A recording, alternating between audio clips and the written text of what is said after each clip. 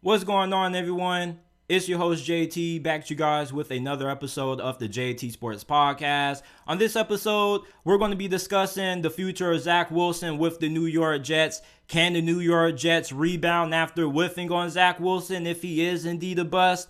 And why Anthony Richardson will be a first-round pick in the 2023 NFL Draft. Let's get straight into it.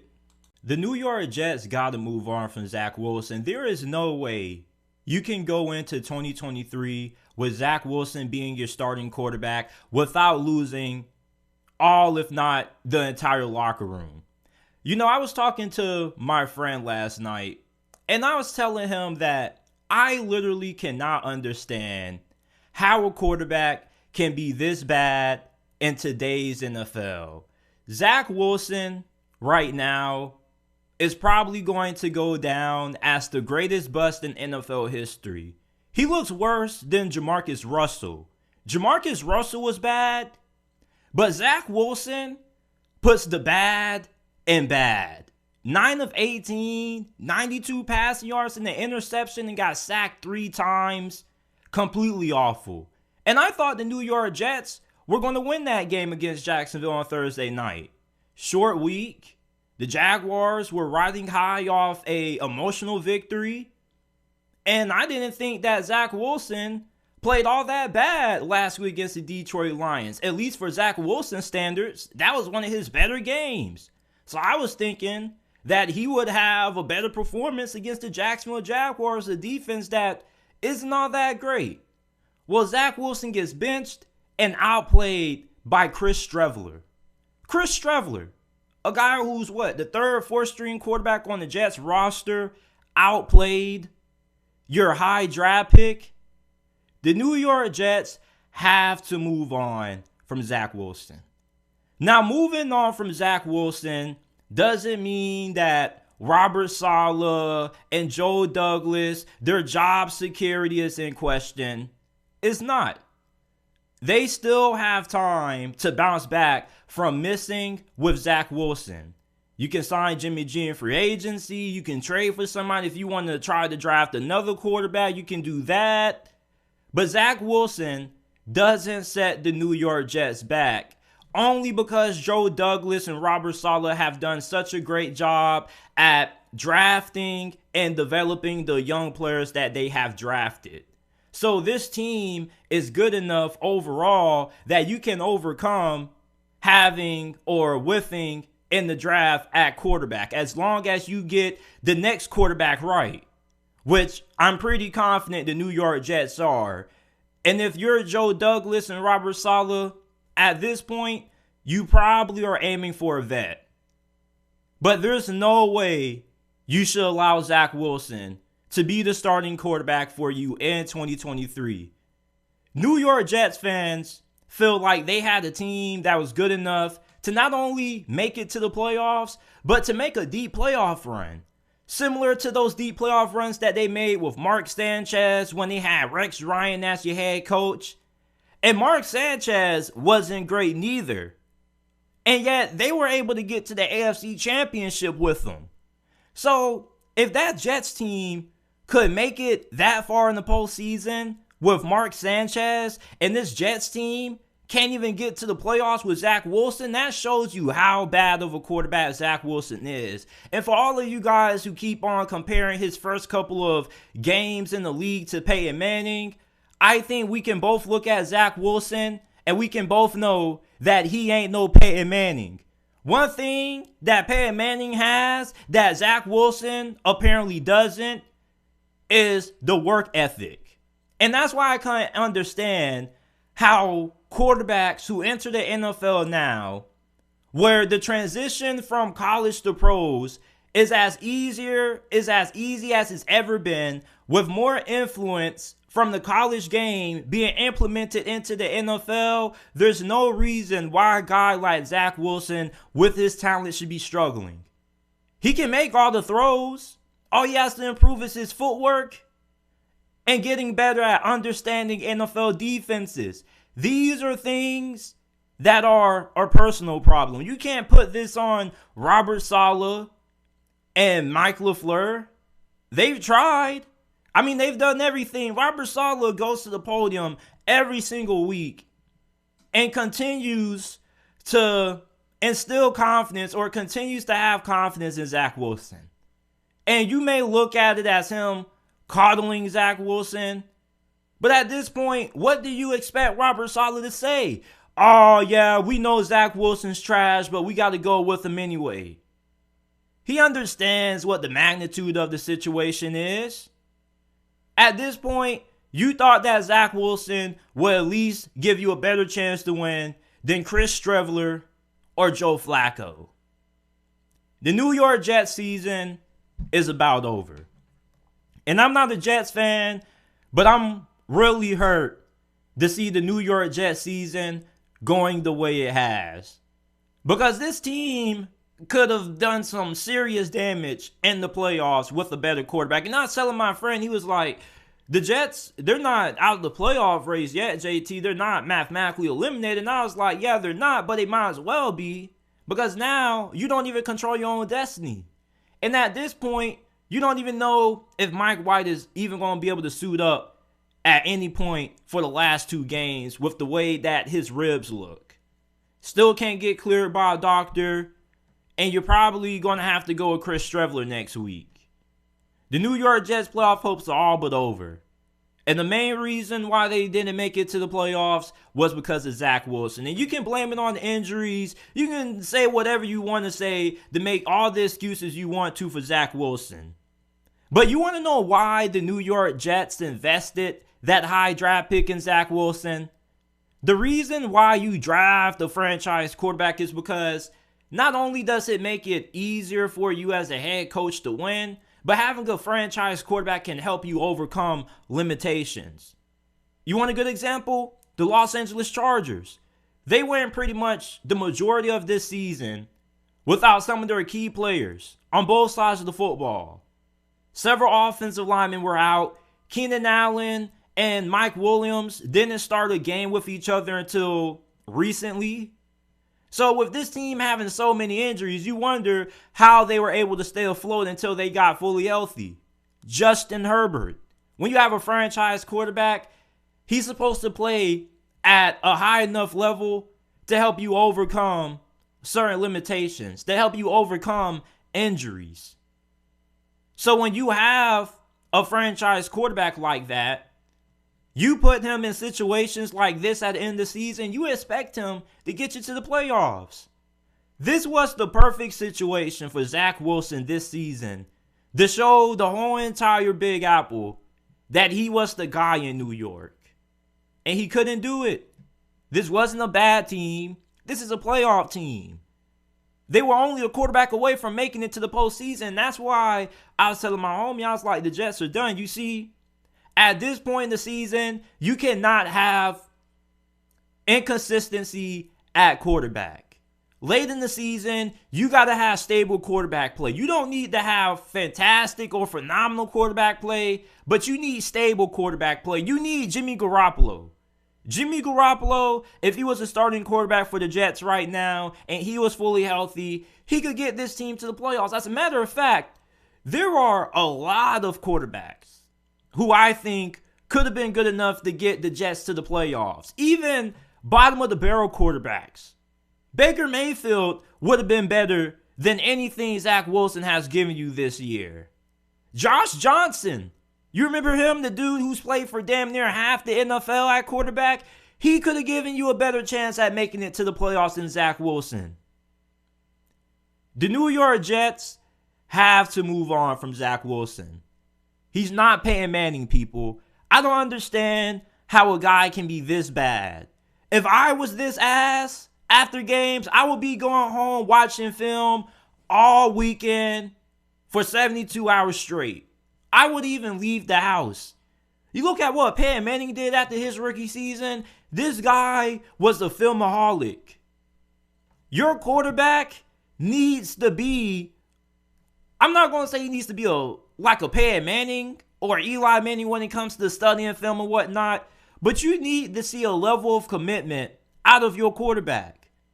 And we definitely haven't seen that level of commitment out of Zach Wilson when it comes to putting in the time and the preparation that it takes to be an NFL quarterback at this level.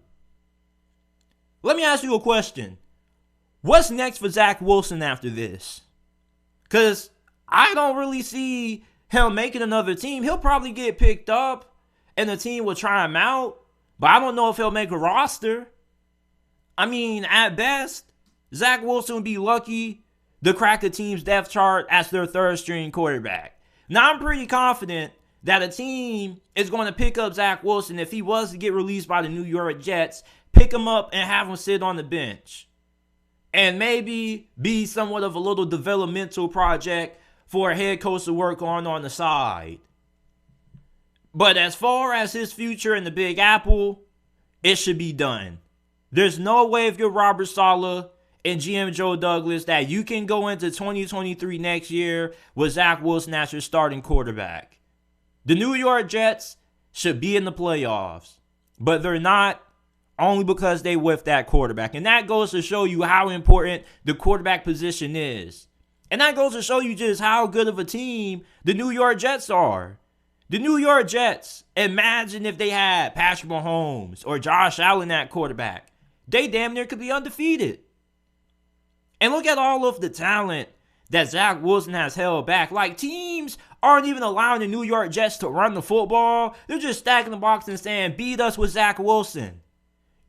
Starting Zach Wilson at quarterback is like going into a game with your hands tied behind your back. Starting Zach Wilson at quarterback is the equivalent to bringing a butter knife to a sword fight. I think the future for Zach Wilson, realistically, is either XFL or USFL. That's the best place for Zach Wilson right now. Zach Wilson needs some development, but he needs to be on the field doing it. Zach Wilson isn't going to learn a doggone thing holding the clipboard. Well, he could definitely learn a thing or two holding the clipboard. It just depends on who he's learning from. But if you thought that Joe Flacco was going to be a fantastic mentor to Zach Wilson, yeah, I don't really know why anybody thought that. Joe Flacco, what has Joe Flacco been throughout his whole career outside of that Super Bowl? Average. You thought that Joe Flacco, somebody who was basically the epitome of average, was going to help Zach Wilson mature into a fantastic quarterback? Yeah. The New York Jets, if they're smart, they move on from Zach Wilson at the end of the season. They cut their losses. Part of life is being able to understand when to hold them and when to fold them. And for the New York Jets right now, they don't have a winning hand. They need to put that hand down, draw a new hand, and start over at quarterback. Because Zach Wilson ain't it. Over the next couple of months as we approach the 2023 NFL Draft, there are going to be a lot of heated arguments and debates when it comes to Anthony Richardson. And it's one of those classic arguments. Do you take the potential over the production? Anthony Richardson has all the physical traits to be one of the best quarterbacks in the NFL. Fantastic arm, elite athleticism, fantastic size. The guy is 6'4", 232 pounds, and he probably either runs a 4.4 or a 4.5. And when it comes to the NFL draft, you know, I think Anthony Richardson is going to be a first-round pick. And here's why. You see, the NFL draft, when you're looking at first-round prospects, you're looking at your one percenters. You're looking at freaks. You're looking for guys who are Jordan Davis, Micah Parsons. Those are the kind of players who get drafted in the first round. And I think that when it comes to the NFL draft, many fans have a way different perspective on how they view these prospects versus how NFL scouts view these prospects who are projected to be first rounders. You see, us as fans on the outside looking in, we really mainly care about the production because we look back at past history, and the majority of draft busts have been guys who have dominated the combine and have been the most athletic. But the way NFL scouts look at the first round of the NFL draft, they're basically looking at it like this. They're drafting players in the first round 75% based off potential and 25% based off production. You see, when you have somebody like Anthony Richardson that's 6'4", 230 pounds and can throw the football from any distance on the field, he's going to get a lot of arguments for why a team should invest a first round pick in him. And I know that a lot of people are going to immediately compare Anthony Richardson to Malik Willis. And yes, that is a fair comparison. But here's the difference between why Malik Willis had a weak first round argument and why Anthony Richardson has a stronger first round argument than Malik Willis. Were they both project players coming out? Yes, they are. As a matter of fact, you can argue and say that Anthony Richardson is more of a project than Malik Willis. But you know what Malik Willis didn't have that Anthony Richardson does? Malik Willis isn't 6'4", 230 pounds and can run 4'4", 4'5". He's fast, but he doesn't have the size that Anthony Richardson has. And you see, these NFL scouts, when they see Anthony Richardson at the combine throwing in shorts and a tank top, they're going to be like, wow, okay. And then when they see him at his pro day throw again, they're going to see him throw some nice passes in the air, and they're going to be like, wow. They're going to measure him out at the combine. You know, he's going to drink a lot of water. He's going to build his weight up. And scouts, they're going to go back. They're going to look at that film, and they're going to say, wow, look at that Utah game. This dude was a superstar. And you as a fan, right, for those of you guys who are making the argument against drafting Anthony Richardson in the first round, you're going to say, okay, the Utah game was great. But did you see Kentucky? And you know what they're going to tell you? They're going to say, yeah, we saw Kentucky. But did you see Tennessee? And then you're going to say, yeah, we saw Tennessee. But did you see Missouri? And they're going to be like, yeah, we saw Missouri. But did you see LSU and Texas A&M? So when you look at Anthony Richardson's film, you can pull out a lot of bad games. But you can also pull out a lot of good games.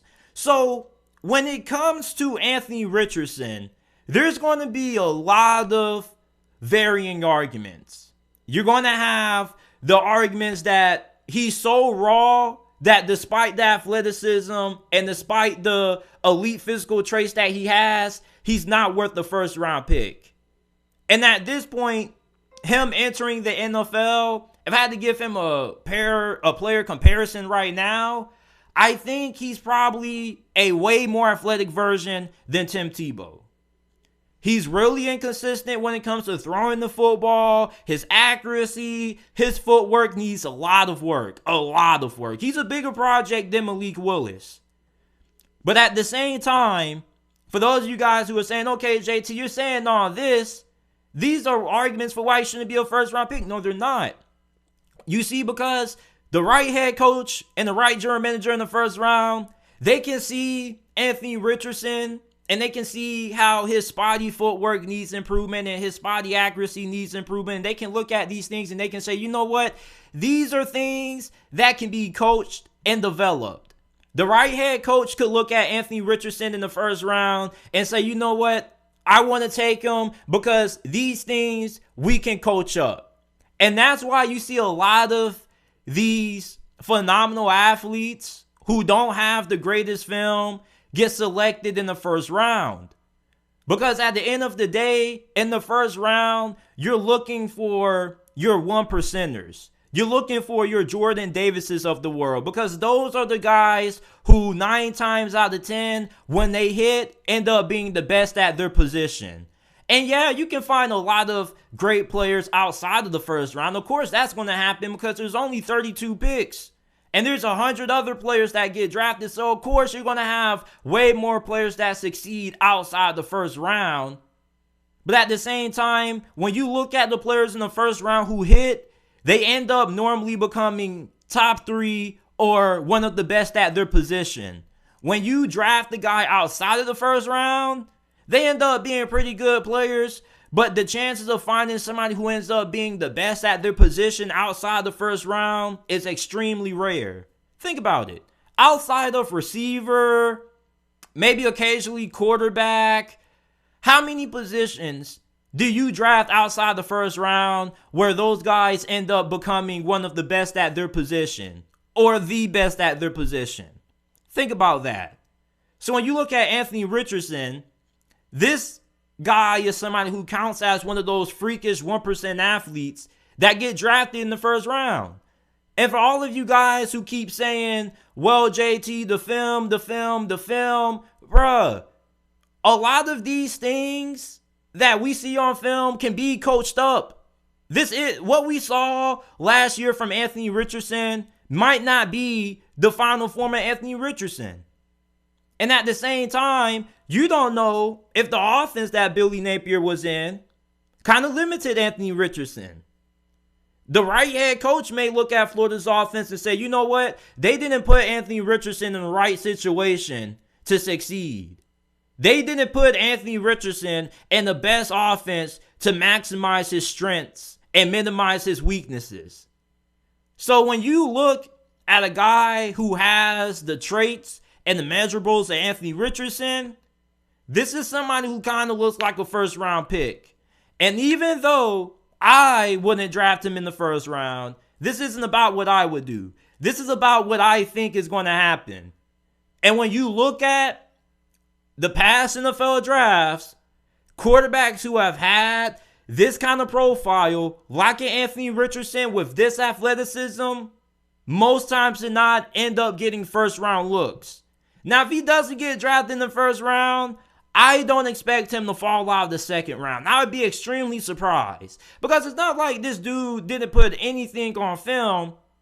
For all of you guys who are saying, well, his film is bad, I mean, for all of the bad games that you can call him out for, he has just as many good games.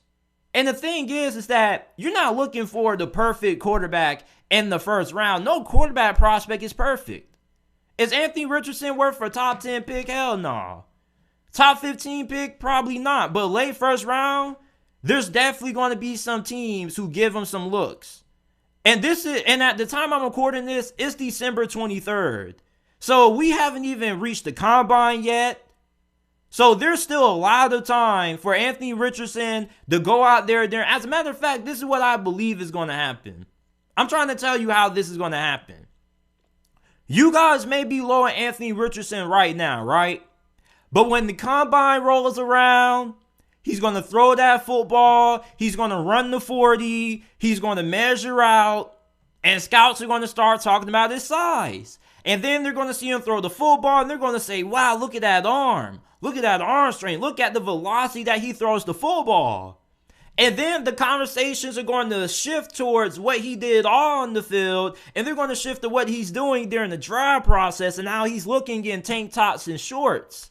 And you see, that's how quarterbacks like Anthony Richardson end up getting into the first round. Yes, the film may not be the greatest, but teams end up falling in love with the size, the athleticism, and they think about that potential. And remember what I said earlier.